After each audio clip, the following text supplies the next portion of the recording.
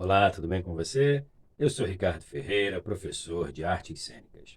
Sou homem, tenho a pele clara, cabelos castanhos curtos, olhos castanhos, nariz médio e boca grande. Estou vestindo uma camisa da cor preta com alguns detalhes em branco e atrás de mim é uma estante de ferro na cor vermelha, onde encontram-se alguns bonecos e livros. E na nossa videoaula de artes cênicas de hoje, iremos falar sobre arte moderna.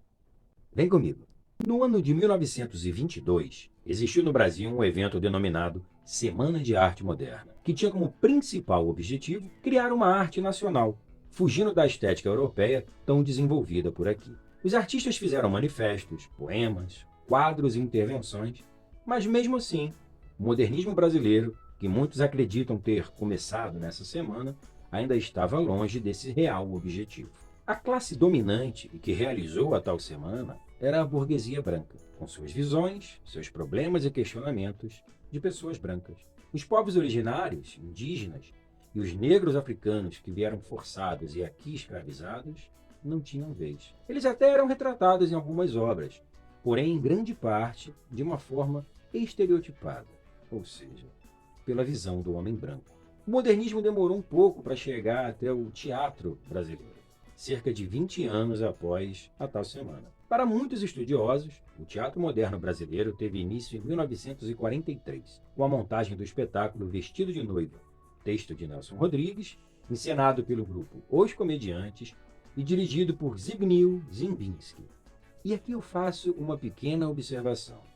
O teatro brasileiro moderno buscava a sua identidade, buscava uma linguagem nacional, uma forma brasileira de se fazer teatro. Pois bem, a peça que é considerada o início desse teatro foi dirigida por um polonês.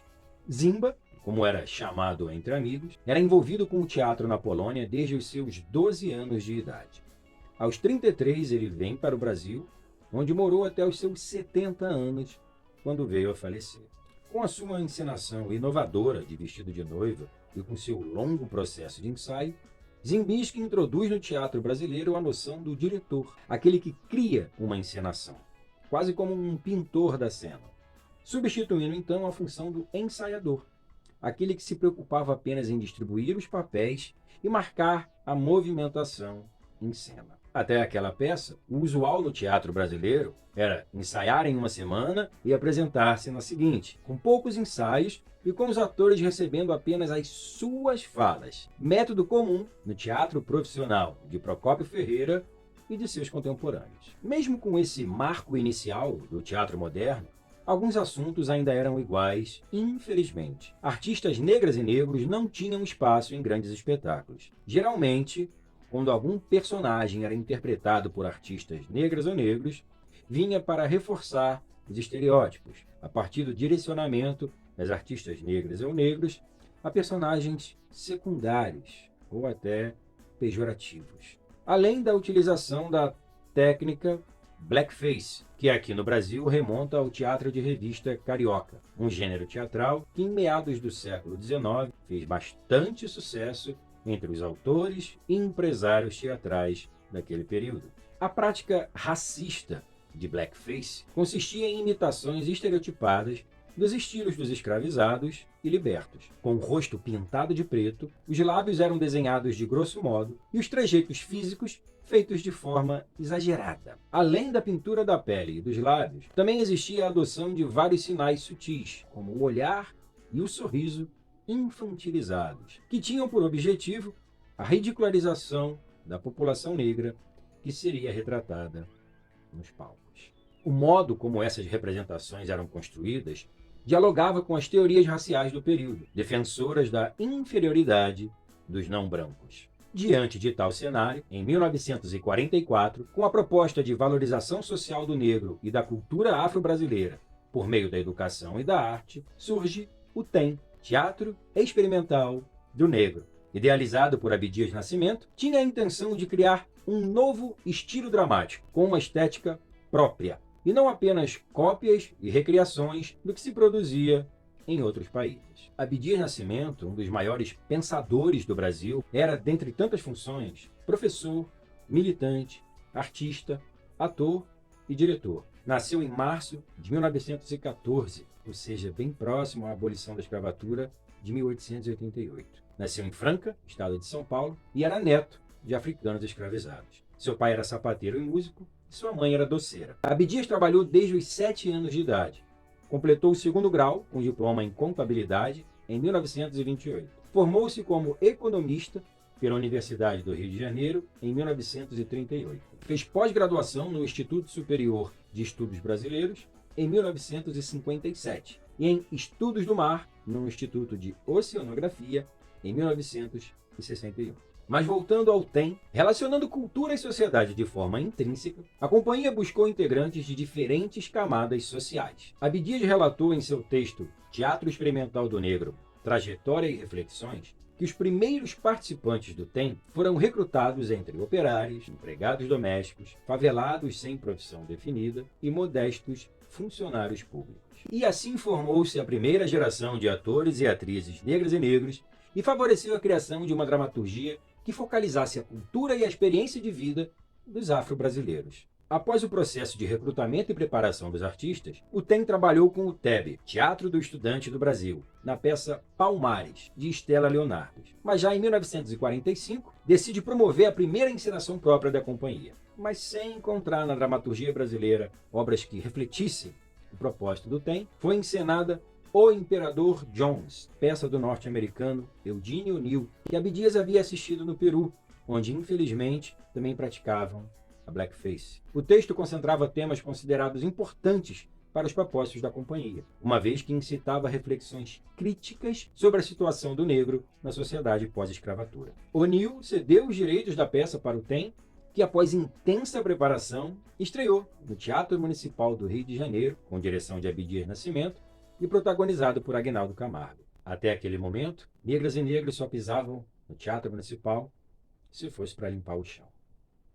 Por 17 anos, a companhia trabalhou com textos brasileiros e estrangeiros, trazendo reflexões sociais significativas, com atores e personagens negras e negros, para além de estereótipos e preconcepções. Dentre os atores e as atrizes formados pelo TEM, estão Ruth de Souza, Haroldo Costa, Léia Garcia e José Maria Monteiro. Por mais que Abdias seja um homem que, ainda em vida, né, por um esforço fenomenal dele mesmo, de Elisa Larquem, a esposa dele, e de muitos companheiros nossos, né, um esforço para não deixar, né, essa força, essa potência desse homem, né, tão grandioso ficar esquecido, mesmo assim, a gente ainda tem que explicar quem ele é. E mais grave ainda para nós das artes, né, ter que explicar o que é e o que foi o Teatro Experimental do Negro e como ele reverbera em nós. O Teatro Experimental do Negro foi um processo de incentivo à autovalorização e crescimento do afro-brasileiro na nossa sociedade e que, apesar de ser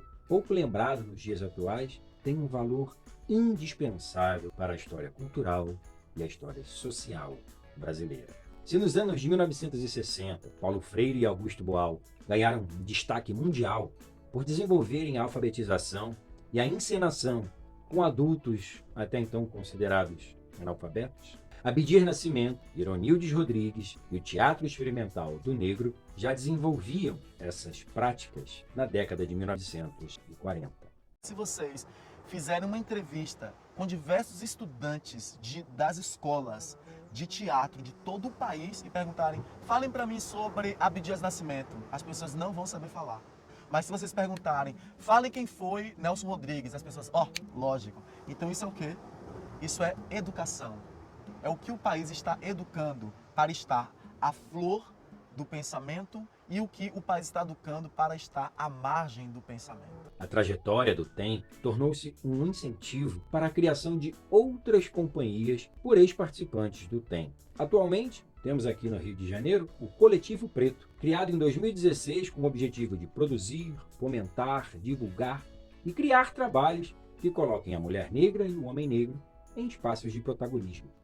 É formado por 4 artistas realizadores: Dreyson Menezes, Orlando Caldeira, Sol Menezes e o angolano Licínio Januário. Bom, galera, se vocês quiserem mais informações sobre o Abdias, sobre o TEM, sobre o Coletivo Preto, vocês encontram na nossa videoaula Cultura Brasileira e também nos canais de TV e de YouTube da Multirio. Vocês encontram vídeos, entrevistas, reportagens. Acessem, pesquisem, conheçam um pouco melhor a nossa história. Bom, eu vou ficando por aqui, mas aproveito para convidar o professor Arthur Cordeiro, de Artes Visuais, que vai apresentar a vocês mais algumas obras artísticas do maravilhoso Abdias Nascimento. Professor Arthur, é com você. Abdias Nascimento, além de ter sido tudo isso que o professor Ricardo já falou, percursor do direito dos negros no Brasil, intelectual, deputado, senador, ator e teatrólogo, ele também foi artista visual. Na videoaula de artes visuais hoje, vamos analisar a obra O Que Oxóssi, de Abdias Nascimento. Os seus quadros usam conceitos modernos na forma, com abstração e geometrização, além da simbologia ligada diretamente no tema. As suas produções são imersas nos símbolos da cultura de matriz africana. Podemos dizer que Abdias faz um repaginamento dos conceitos dos primeiros modernistas, enquanto aqueles artistas da semana de 22, de família de ex-escravocratas, nascido na aristocracia, eles se utilizavam da cultura popular como tema. Abdias é o avesso disso. Ele nasceu em uma família de ex-escravizados. Sua mãe era doceira, seu pai era sapateiro. Abdias não via a cultura popular como tema. Ele vivia a cultura popular. A obra que vamos analisar é O Que Oxóssi, onde ele faz óbvia referência a um dos 4 símbolos nacionais que estão declarados em nossa Constituição, a bandeira do país. Você sabia que a nossa bandeira foi pintada por um artista francês chamado Jean-Baptiste Debré? O importante mesmo sobre a bandeira é que elas são feitas com as cores da família real portuguesa e a família da Áustria. O quê? Você achava que o verde era mato, o amarelo a riqueza e o azul o céu? Bom, também é isso, mas essas cores querem dizer muito mais. O verde é a cor da família Bragança e o amarelo é a cor da família da arquiduquesa Leopoldina. Dom Pedro, que era Bragança, foi casado com Leopoldina, logo o verde e o amarelo unidos. Na bandeira, nós temos realmente o azul representando o céu. Podemos ver a constelação do Cruzeiro do Sul. Ela é uma conexão do caminho Brasil e Portugal. Além disso, o lema que está escrito é ordem e progresso. Ela é retirada da filosofia positivista. O lema positivista é amor e ordem como base, o progresso como meta. Uma pena, esqueceram de colocar amor na bandeira e ficamos só com a ordem e o progresso. Voltando à bandeira de Abdias, nessa ele insere símbolos e modifica outros. O primeiro símbolo que podemos perceber é o Ofá, que em Yorubá é arco e flecha. No caso, o arco e flecha de Oxóssi. Oxóssi é uma das divindades do candomblé.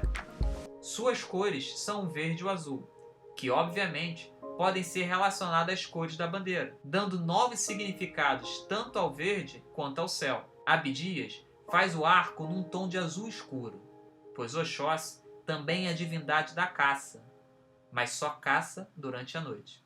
Na Umbanda, Oxóssi é associado à figura de caboclo. Caboclo é o filho do homem branco com indígena. Tanto Oxóssi no candomblé quanto caboclo na Umbanda são saudados com o termo Oquê, que significa salve. Abdias substitui o termo positivista, ordem e progresso, por Oquê, Oquê, Oquê, Oquê. Mas a quem ele está saudando?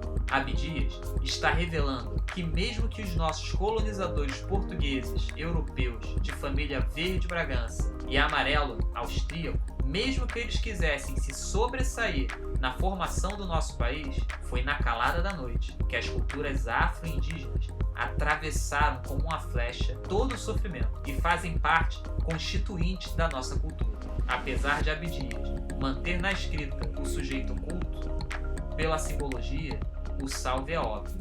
O que África, o que Tupi. É importante ressaltar, a bandeira de Abdias não está na horizontal.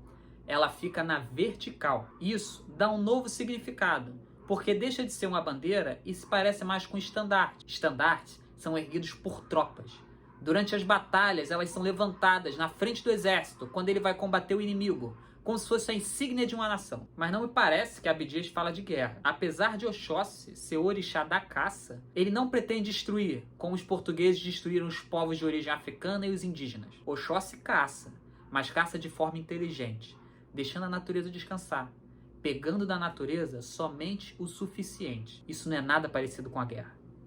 Para mim, verticalizar a bandeira nacional, transformando no estandarte, é mais adequado não ao exército, mas como se fosse a porta-bandeiras de uma escola de samba. Escolas de samba também disputam com música, com dança.